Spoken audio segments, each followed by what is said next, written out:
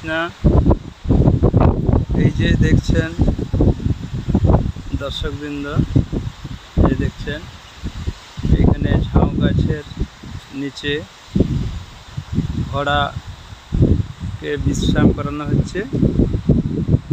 এই দীঘাতে যেসব পর্যটকরা বেড়াতে আসেন তাদের অনেক রকম ইচ্ছা হয় ঘোড়ায় চড়ে আমরা দীঘাতে ঘুরবো, তো সেই ব্যবস্থাও এখানে রয়েছে। ঘোড়ায় করে তাদেরকে এই দীঘা পরিদর্শন করানো হয়।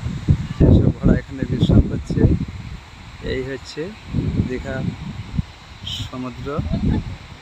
কত মানুষ, অগণিত মানুষ স্নান করছে, স্নান করে কত আনন্দ উপভোগ করছে। হরে কৃষ্ণ, হরে বল।